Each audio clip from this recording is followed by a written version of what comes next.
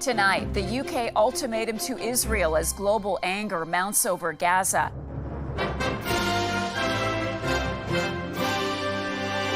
Another Western power shifts its position on a Palestinian state. End the appalling situation in Gaza. How Israel, the US, and Canada are responding. What a gunman's suicide note reveals about a possible motive. The motive appeared to be connected to the shooter's belief that he was suffering from CTE. And the heartbreaking new details on the family torn apart by the shooting. Plus, a high-profile table for two. That's quite shocking compared to, we've been talking about it all morning. Why Justin Trudeau's rendezvous with a pop star is sparking speculation.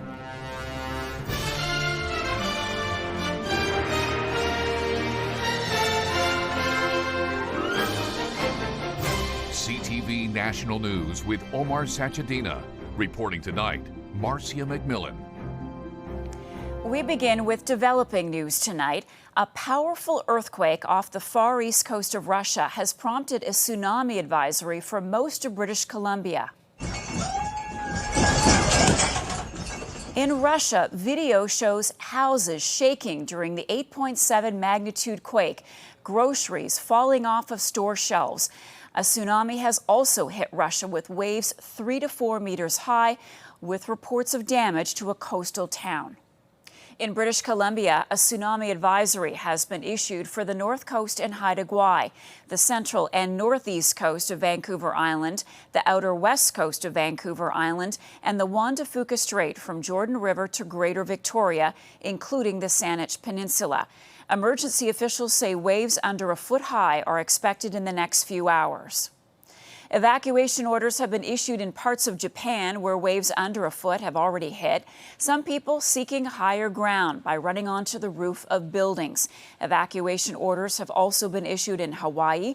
Tsunami warnings are in effect for the entire U.S. West Coast and Alaska.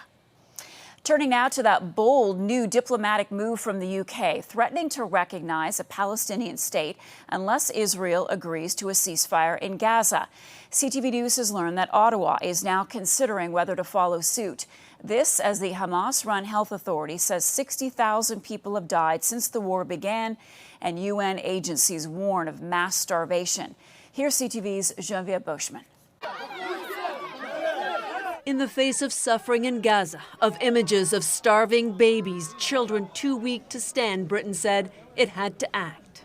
I can confirm the UK will recognise the State of Palestine by the United Nations General Assembly in September, unless the Israeli government takes substantive steps to end the appalling situation in Gaza. The UK also repeated demands for Hamas to release all hostages, disarm, and play no role in a future government. Britain's move and France's announcement last week it would recognize Palestinian statehood puts pressure on Canada to follow suit. In a statement, Global Affairs said, as was previously stated, Canada is prepared to recognize a Palestinian state at the time most conducive to lasting peace, not necessarily as the last step along the path to achieving the two-state solution. Prime Minister Mark Carney spoke to the British Prime Minister today, and a virtual cabinet meeting has been convened on the Mideast tomorrow. This as the UN said malnourishment is soaring, starvation knocking on every door in Gaza. I don't know what you would call it other than mass starvation. And it's man-made. And a new report raised the possibility the crisis could soon be officially classified as a famine. At a soup kitchen, this mother says she's dizzy from malnutrition, but keeps on searching for food to save her children. Look at her stomach, she says. There's no flesh, just bones from the lack of food. Israel said 5,000 aid trucks have entered Gaza in the last 2 months. Prime Minister Benjamin Netanyahu added, Starmer rewards Hamas's monstrous terrorism and punishes its victims. A jihadist state on Israel's border today will threaten Britain tomorrow. U.S. President Donald Trump met with Starmer yesterday, but said the two had not discussed the UK's plan. You know, you're rewarding Hamas if you do that, and I don't think they should be rewarded. So I'm not in that camp. Britain's move further isolates Israel on the international scene as calls for more aid to Gaza grow louder. Eugenie Bouchard, CTV News, Montreal. We have new details tonight on New York's deadliest shooting in 25 years. Police say the suspect traveled from Nevada to New York with a semi-automatic rifle, possibly targeting the headquarters of the NFL. 4 people were killed. 1 person is wounded. CTV's Joy Malbin has more on the suspect and the victims. A gunman carrying an assault rifle entering an office building in the heart of Manhattan, terrifying New Yorkers stunned by what happened. Somebody walking around the streets of Manhattan with an assault rifle. It's a little bit scary. Investigators say 27-year-old Shane Tamura of Las Vegas seemed to target NFL headquarters, blaming the league in a suicide note, claiming to suffer from CTE, a chronic brain disease associated with repeated head injuries. Tamura played high school football in California and in that note said, "Study my brain, please, and I'm sorry for everything." The motive appeared to be connected to the shooter's belief that he was suffering from CTE and he was an ex-NFL player. Those items just don't pan out. He never played for the NFL. A line of police officers honoring one of their own, Darul Islam, the first to be shot, hailed as a hero. The 36-year-old father leaves behind a wife, expecting their 3rd child. Anyone needed any help, he was always there. And yeah, we lost him, and he didn't deserve to die that early. Unarmed security guard Alain Etienne was also ambushed. The shooter made it to the 33rd floor, killing Wesley LePatner, a senior executive and mother of 2, and Julia Hyman, a college graduate. Tamura had a history of mental health problems, carrying out his rampage with an assault weapon outlawed in New York, the governor calling for a national law banning such weapons. He had a concealed carry permit, which allowed him to have this weapon. Much looser laws in the state of Nevada than we have here. Detectives are now headed to Las Vegas to search the gunman's home. They found a loaded pistol, ammunition in his car, and medication for depression. He appears to have acted alone. Marcia? Joy, thank you. Dramatic video of a close call at a London, Ontario grocery store where a car smashed through the storefront, barely missing a customer. You can see a woman pushing a shopping cart before the car plows into the produce section, sending glass flying, just missing her. A woman in the driver's seat and her small child also survived. It happened last Friday. No charges will be laid. She was lucky. We had a cart that was stuck in between the 2 tables, and it was pancaked. So if there was a person beside that, that definitely would have been something. Canadian Tire has announced new layoffs, cutting an unknown number of corporate positions. The retail giant says the layoffs are a result of restructuring. Canada's minister responsible for U.S. trade, Dominic LeBlanc, is heading to Washington as the clock ticks down to strike a trade deal before Friday's deadline. And as CTV's Abigail Beeman reports, there were some encouraging words from the U.S. ambassador to Canada today.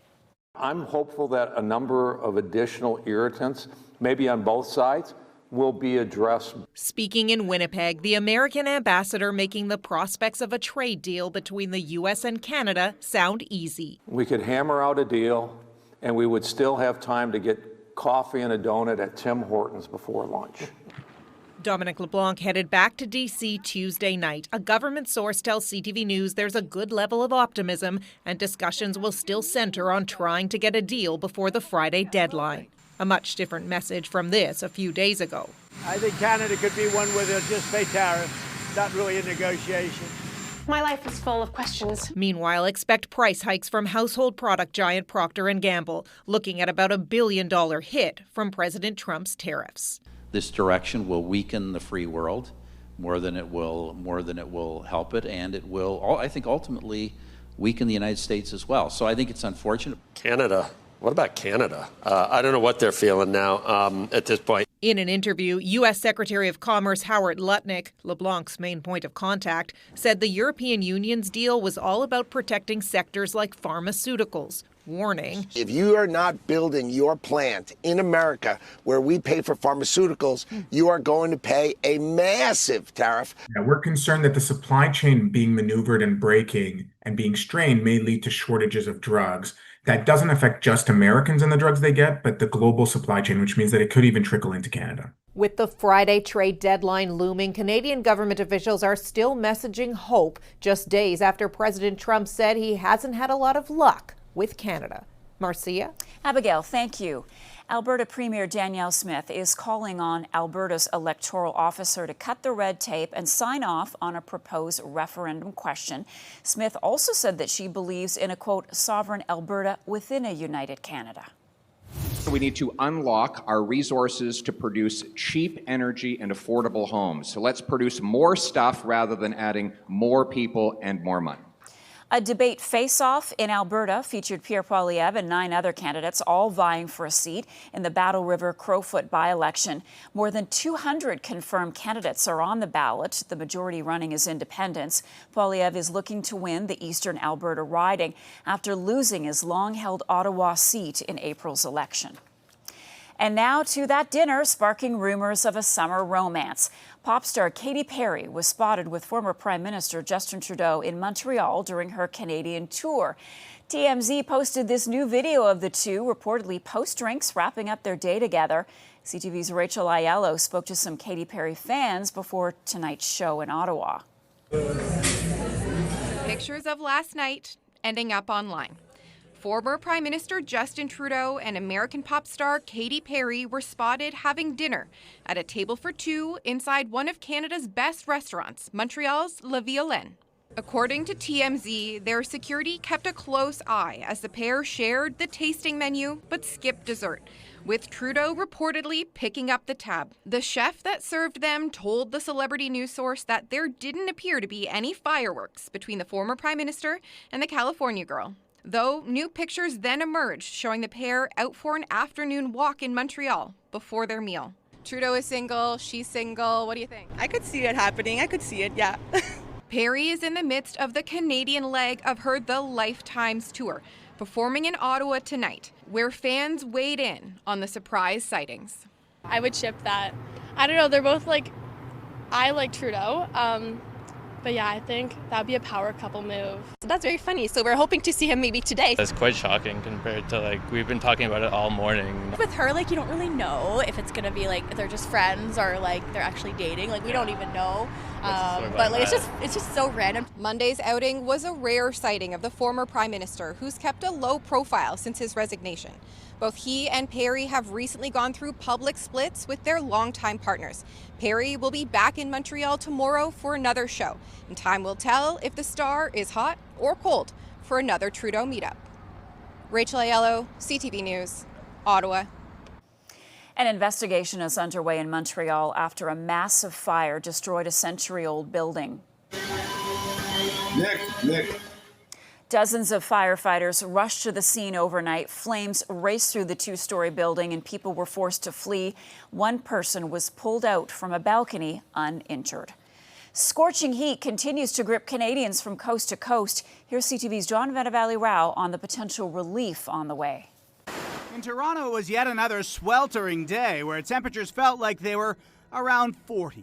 It's insufferably warm. Is that the description you wanted? While that kind of heat is welcomed by some, more are starting to say they've had enough of it. It's kind of like walking into a bit of an oven. By the end of this latest stretch of heat, Toronto will have had 23 days at 30 degrees or above so far this year. 9 days where the humidex was above 40. It's been hot, humid. You kind of can't breathe when you step outside at certain points.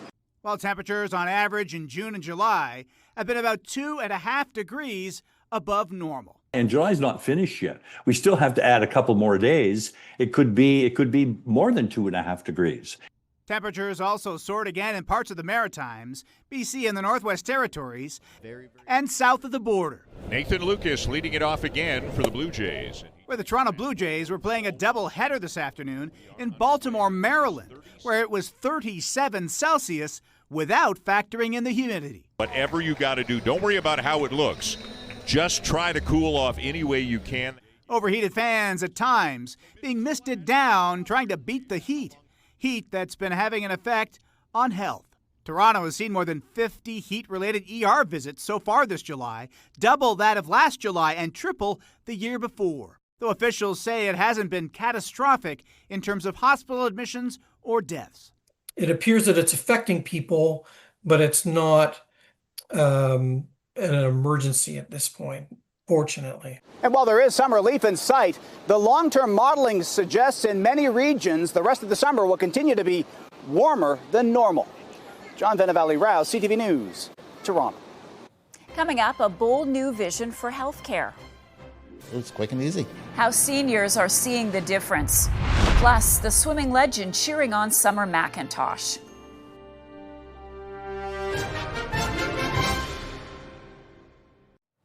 A PEI optometrist is hitting the road, turning long-term care homes into pop-up clinics, and seniors are seeing the benefits. CTV's Maria Saru reports.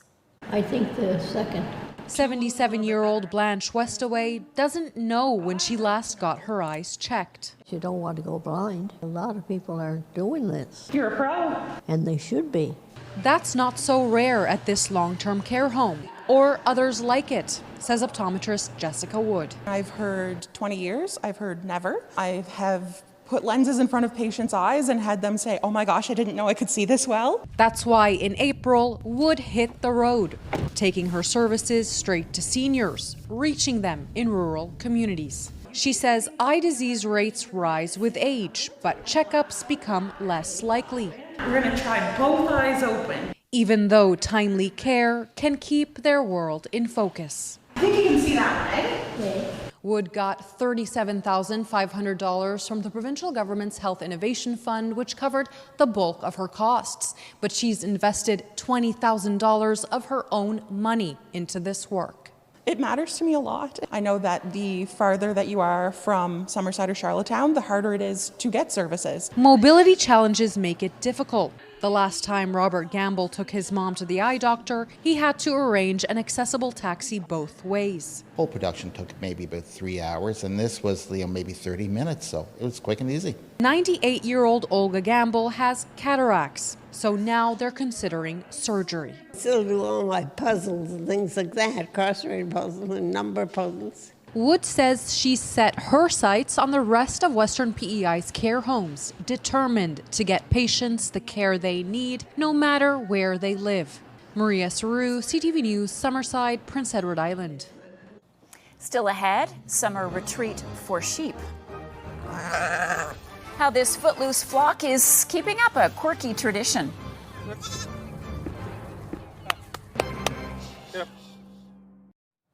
A Newfoundland sheep farmer is hoping to keep it in the family and preserve a decades-old tradition of ferrying his flock to a small island every summer.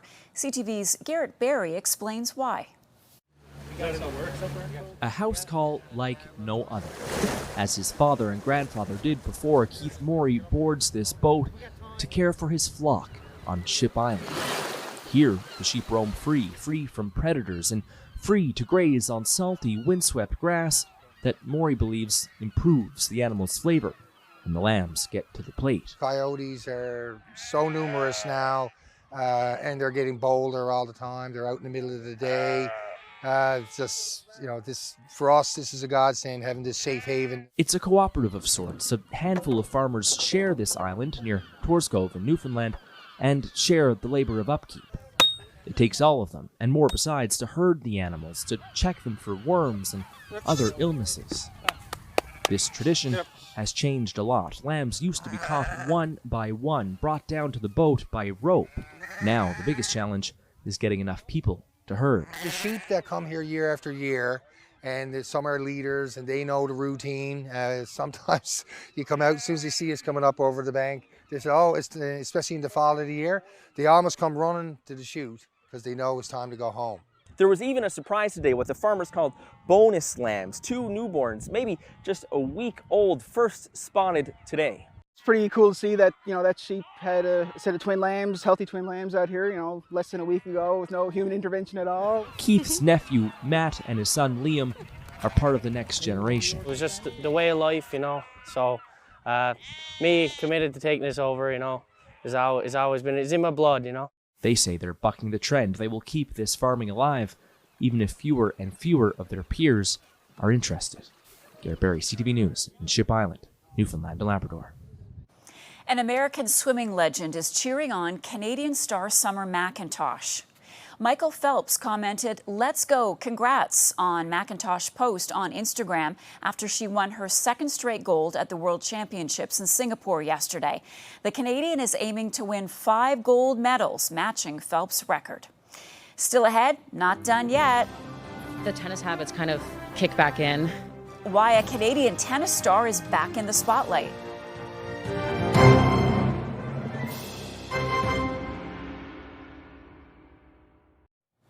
Eugenie Bouchard is giving it one last swing for the hometown fans at the National Bank Open in Montreal. The former world number 5 is set to retire after the tournament, and as CTV's Anastasia Dextrine tells us, she's hoping to go out in style. Fabulous welcome, standing ovation. For Eugenie Bouchard, it was game, set, match on Monday. The Montreal native strutted on to center court to a packed house. It was all eyes on her as she began the first round that would lead to her 300th singles win. Bouchard greeted Colombia's Emiliana Arango at the net. Then came the first of 3 sets. Well, that's how it went in her dreams last night. Bouchard started strong on the tennis court, closing set 1 with a win of 6-4. The first set, the other player didn't put a ball in the court. So Jeannie was pushing in the corners with her balls. Everything was great. At the beginning of the second set, things just rolled against her. Commentator Hélène Pelletier hoped Bouchard would take advantage of the many chances she had for break points in set 2. But it ended in favor of Arango with a score of 2-6. Yeah, it was inevitable. I was wondering after that if she'd be able physically to endure what it took to, break the other girl's game, because the opponent was putting everything in the court. So it's really quite amazing that she found the strength. Come set 3, the ball was in Bouchard's court, and she made the comeback she needed. She scored 6-2, upsetting Arango for Monday's overall round. Where have you The 31-year-old began turning heads in 2014 as Canada's first singles tennis player to rank in the world's top 5. She reached the Wimbledon finals and was recognized as WTA's most improved player that year. Though Bouchard has since traded tennis for pickleball, she's determined to give the National Bank Open her all. It just really brought me back to some very nice memories I've had here over the years. And also just the tennis habits kind of kick back in. I haven't played in front of a crowd like that in a while, or a big match like that in a while, and I really tried to be disciplined with my focus. While Bouchard announced she will retire after this tournament, she'll ride off with at least another match. She'll face Switzerland's Belinda Bencic on Wednesday. Anastasia Dextrine, CTV News. And that is a snapshot of this Tuesday. For all of us at CTV National News, thank you for watching. Good night, and we'll see you tomorrow.